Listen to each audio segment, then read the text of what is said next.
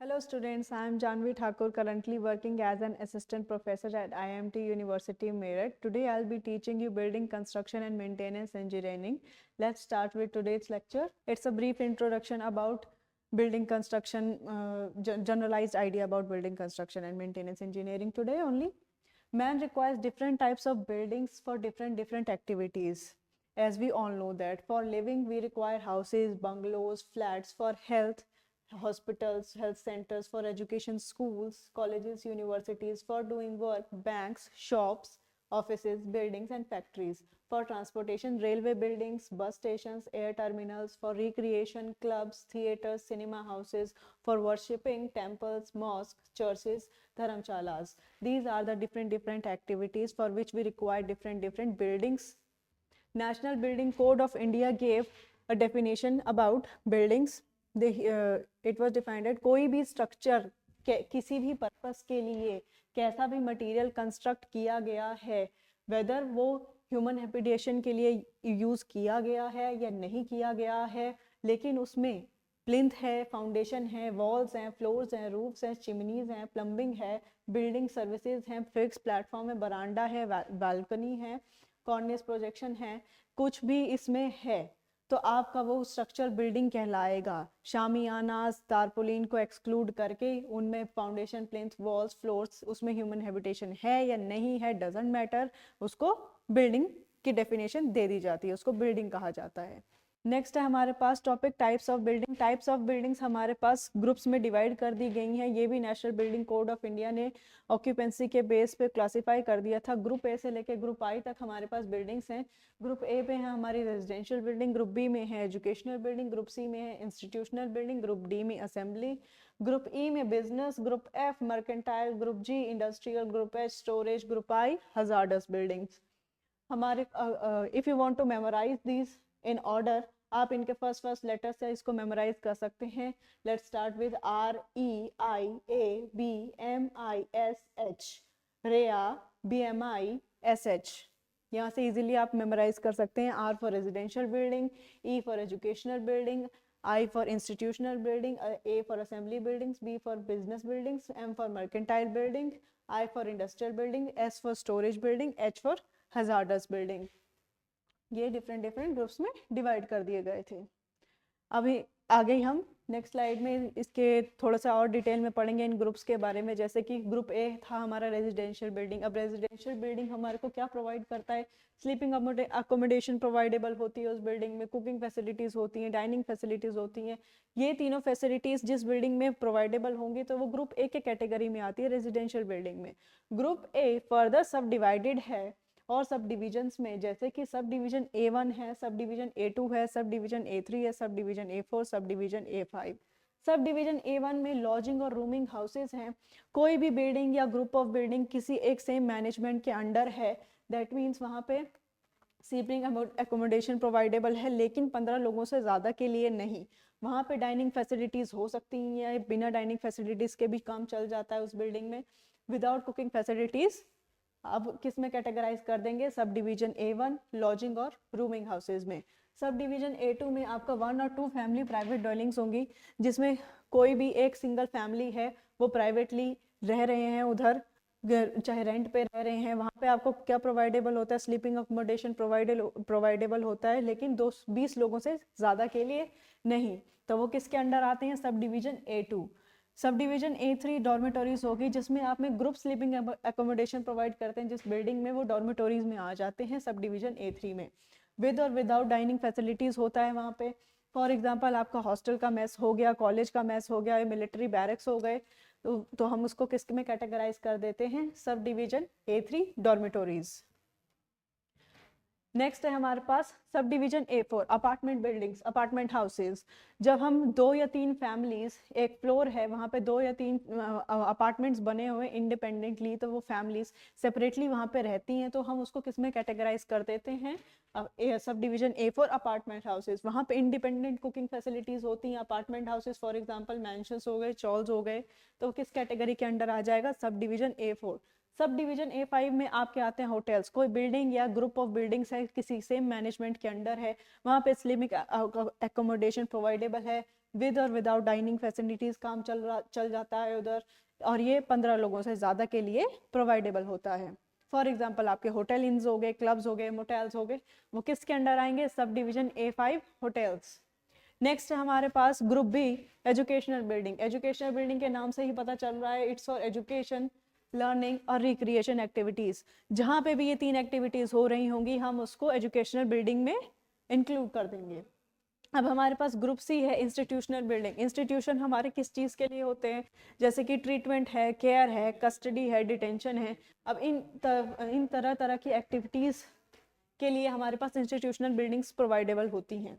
जैसे कि ये आगे फर्दर सब डिवाइडेड है, सब डिवीजन C1 हॉस्पिटल एंड सैनिटेरिया।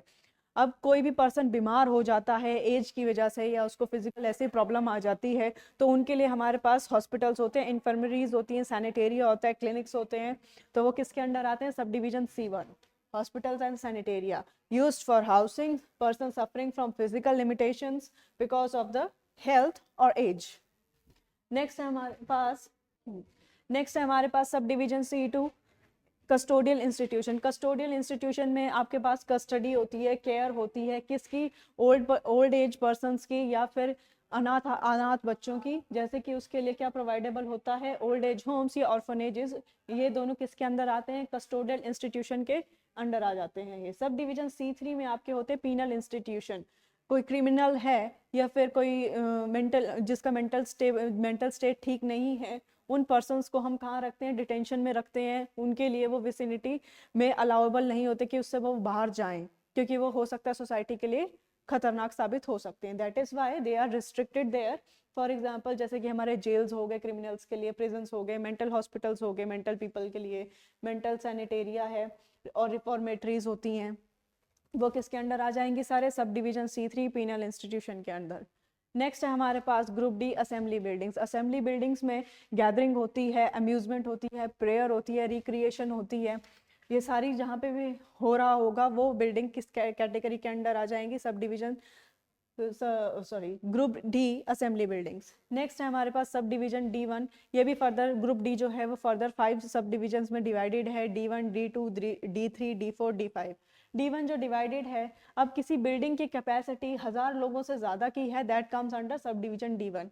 किसी बिल्डिंग की कैपेसिटी 1000 लोगों से कम की है, that comes under sub division D2। किसी बिल्डिंग की कैपेसिटी 300 लोगों से ज़्यादा की है, that comes under sub division D3। किसी बिल्डिंग की कैपेसिटी 300 लोगों से कम की है, that comes under sub division D4। Next है हमारे पास sub division D5। Outdoor assembly के लिए कहाँ पे आ जाता है? वो सब डिवीजन D5 में।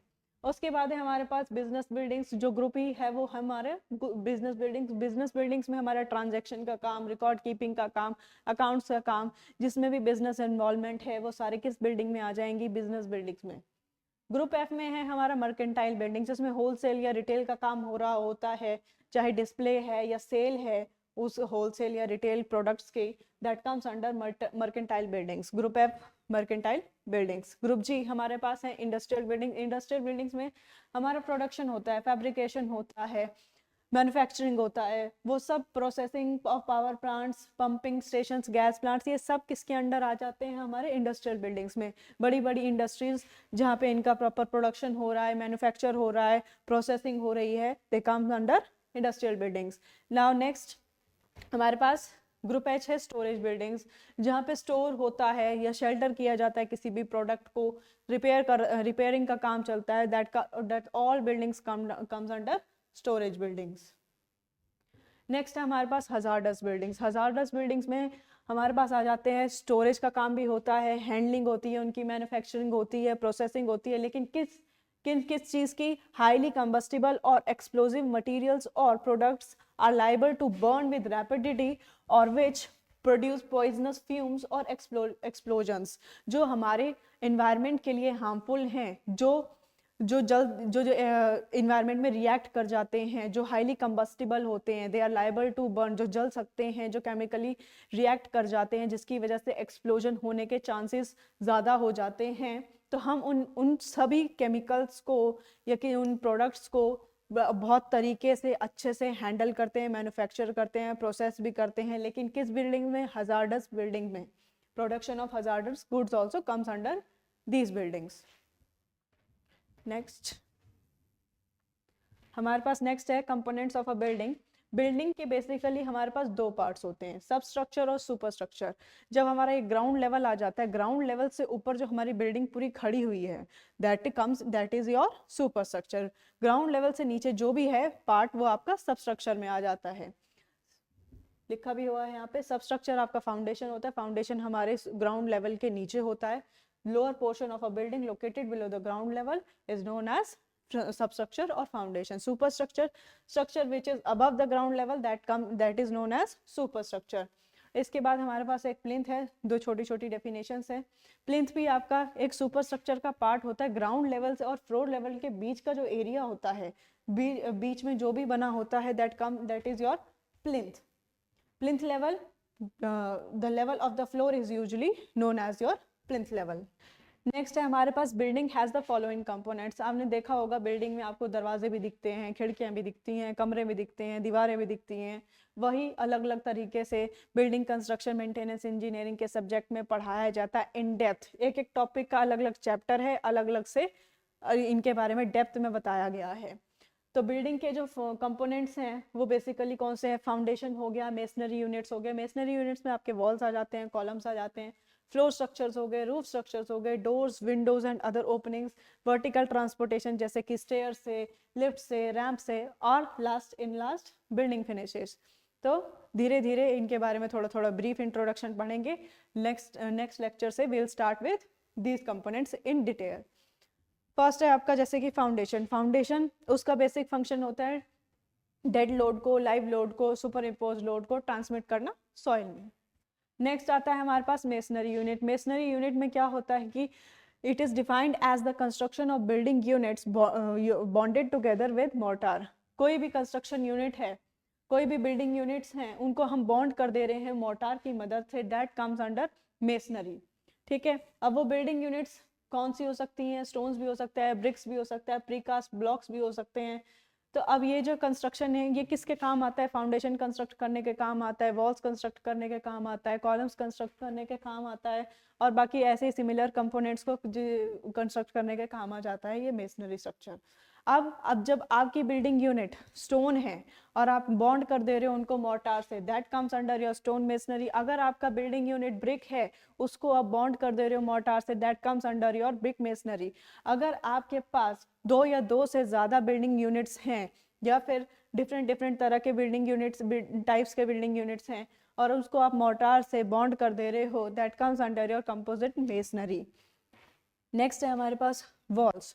वॉल्स आपने देखी होंगी, दीवारें हैं सिंपल, ये एसेंशियल कंपोनेंट होता है। जैसे कि आप जानती हो, अगर दीवार नहीं होगी तो ऑब्वियसली बात है खाली होगा, ये एकदम से दीवार ही नहीं है, क्या ही फायदा है इस चीज़ का।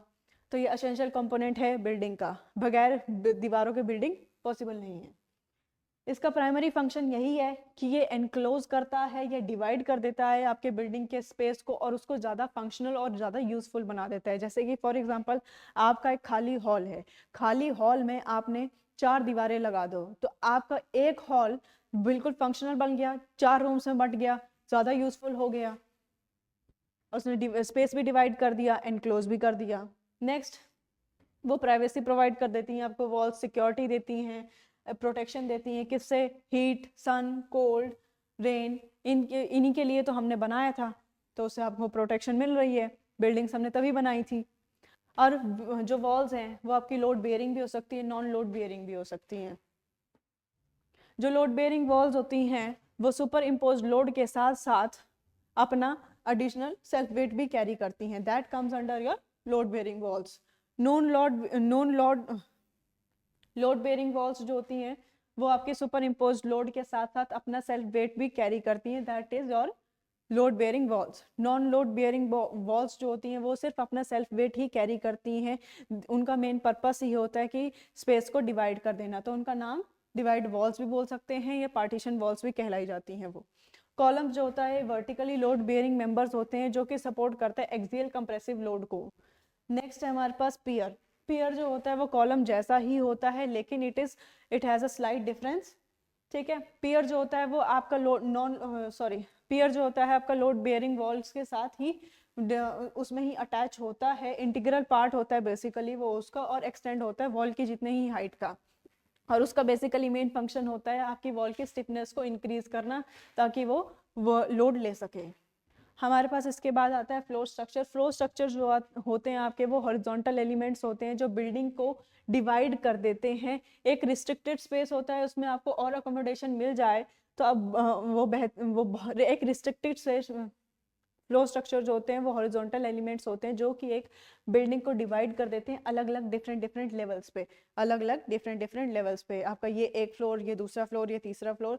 तो इस तरीके से हॉरिजॉन्टली आपने एक रिस्ट्रिक्टेड स्पेस में आपने डिवाइड कर दिया लेवल्स में फ्लोर को। That is your floor structures. अब उससे क्या हुआ, उससे आपको सपोर्ट मिला ऑक्यूपेंट्स के लिए, सपोर्ट मिला, फर्नीचर इक्विपमेंट बिल्डिंग्स को वो भार ले सके। फ्लोर स्ट्रक्चर जो होते हैं वो ऑक्यूपेंट्स का भार भी ले सकते हैं, फर्नीचर का भार भी ले सकते हैं, इक्विपमेंट का भी भार ले सकते हैं, इसीलिए वो बनाए जाते हैं अलग अलग फ्लोर पे। नेक्स्ट इसमें है कुछ डेफिनेशन है जैसे कि ग्राउंड फ्लोर। अब ग्राउंड के इमीडिएटली अबव जो फ्लोर होता है वो ग्राउंड फ्लोर होता है। उसके ऊपर जितने भी फ्लोर होते हैं वो अपर फ्लोर्स में आते हैं। आपका अगर फ्लोर फर्स्ट स्टोरी पे है that is your first floor, अगर आपका फ्लोर सेकंड स्टोरी पे that is your second floor. Basement floor वो होता है जब आपका फ्लोर ग्राउंड लेवल से नीचे है, that comes under your basement floor. अब नेक्स्ट है every floor has two components, सब फ्लोर, फ्लोर कवरिंग या फ्लोरिंग। फ्लोर कवरिंग को ही फ्लोरिंग कहा जाता है। सब फ्लोर जो होता है वो स्ट्रक्चरल मेंबर होता है, जो स्ट्रक्चर कंपोनेंट होता है जो कि स्ट्रेंथ इम्पार्ट करता है और स्टेबिलिटी देता है ताकि आपके सुपर इम्पोज लोड को सपोर्ट कर पाए, वो उसका लोड ले पाए। अब उसके ऊपर ही फ्लोर कवरिंग लगनी है। फ्लोर कवरिंग का भी लोड होगा। फ्लोर कवरिंग के साथ साथ उसके ऊपर हमने क्या बताया, ऑक्यूपेंट्स का लोड भी होगा, फर्नीचर का लोड भी होगा, कोई इक्विपमेंट होगी उसका लोड भी होगा। तो वो सारा लोड कौन लेता है, सब फ्लोर लेगा। ठीक है, तो सब फ्लोर स्ट्रेंथ इम्पार्ट कर देना चाहिए और स्टेबिलिटी प्रोवाइड कर देना चाहिए। फ्लोर कवरिंग, उसके ऊपर सूटेबल कवरिंग लगा दी जाती है, आपको स्मूथ फिनिश मिलता है, एक लेवल्ड सरफेस मिलता है चढ़ने के लिए।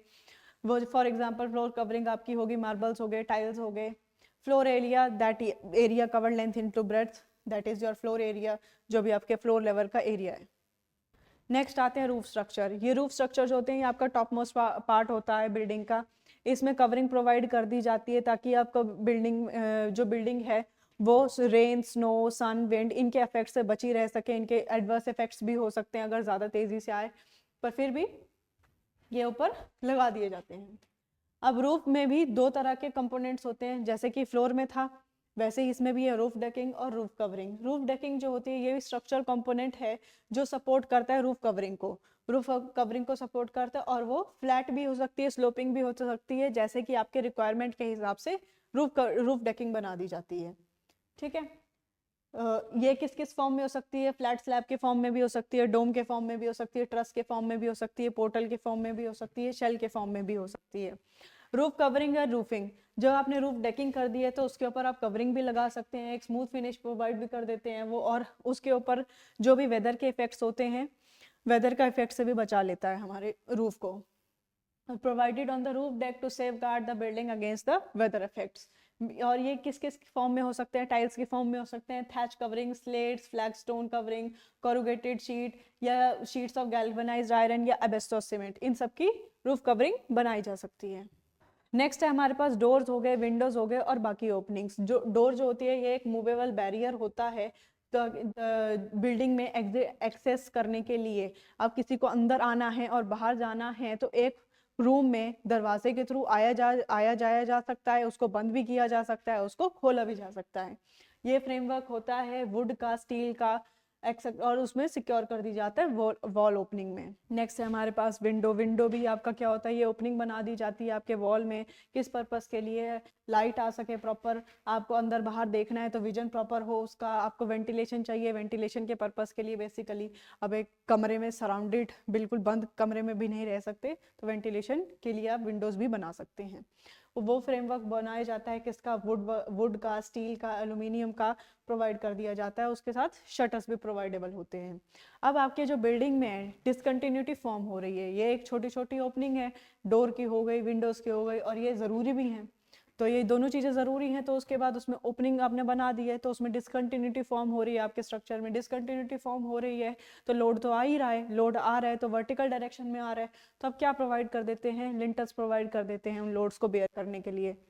ये हॉरिजॉन्टल स्ट्रक्चर मेंबर होते हैं जो कि प्रोवाइड कर दिए जाते हैं डोर या विंडो या किसी भी ओपनिंग के ऊपर, ताकि to span the gap and to support the superimpose load carried by the wall above the opening. Opening के ऊपर जो भी सुपर इम्पोज लोड आ रहा होता है उसको बियर करने के लिए ये लिंटल्स प्रोवाइड कर दिए जाते हैं। हॉरिजॉन्टल स्ट्रक्चर मेंबर्स होते हैं, जहाँ पे भी आपका ओपनिंग है उसके ऊपर, डोर्स के ऊपर, विंडोज के ऊपर प्रोवाइड कर दिया जाता है, या कोई भी ओपनिंग हो उसके ऊपर आपका लिंटल बना दिया जाता है।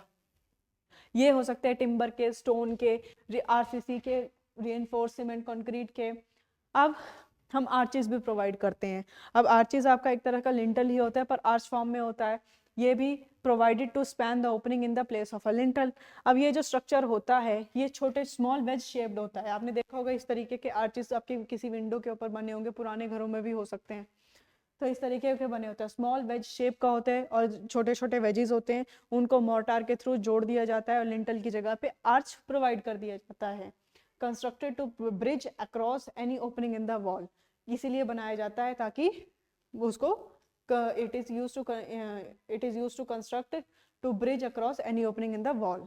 नेक्स्ट हमारे पास vertical transportation structure. Vertical transportation structure इसलिए बनाया जाता है एक फ्लोर से दूसरे फ्लोर को एक्सेस करने के लिए आपके पास स्टेयर प्रोवाइड कर दी जाती है, रैंप प्रोवाइड कर दिया जाता है, लेडर्स होती हैं, लिफ्ट्स होती हैं, एस्केलेटर्स होते हैं, ताकि आप एक फ्लोर से दूसरे फ्लोर तक आराम से जा सकें, इजीली एक्सेसिबल। तो वर्टिकल ट्रांसपोर्टेशन प्रोवाइड कर दिया जाता है। नेक्स्ट है हमारे पास स्टेयर। स्टेयर्स हैं, ये सीरीज ऑफ स्टेप्स होते हैं जो कि इस तरीके से अरेंज कर दिए जाते हैं, किस पर्पस के लिए, बेसिकली एक फ्लोर से दूसरे फ्लोर तक जाने के लिए बिल्डिंग के। और ये अलग अलग मटेरियल के हो सकते हैं, टिम्बर के भी हो सकते हैं, स्टोन के भी हो सकते हैं, आरसीसी की भी हो सकती है, स्टील की भी हो सकती है। इन सब टॉपिक्स के बारे में हम इन डिटेल पढ़ेंगे इसके बाद। बिल्डिंग फिनिशेस हैं आपकी। बिल्डिंग फिनिशेस क्या किस लिए बनाए जाते हैं, ताकि गिव प्रोटेक्टिव कवरिंग, एक आपको प्रोटेक्टिव कवरिंग मिल जाती है। उसके बाद क्या बोलते हैं, सेम टाइम पे डेकोरेटिव इफेक्ट भी आ जाता है। बेसिकली आपका एक प्रोटेक्टिव कवरिंग हो गई, दूसरा डेकोरेटिव इफेक्ट आ गया। अब ये किस किस तरीके से होते हैं बिल्डिंग फिनिशेस, प्लास्टरिंग कर देते हैं, पॉइंटिंग करते हैं, पेंटिंग होती है, वार्निशिंग एंड पॉलिशिंग होती है, डिस्टेम्परिंग होती है, वाइट वॉशिंग होती है, कलर वॉशिंग होती है, कलर वॉशिंग और colouring. Thank you, that's all for today.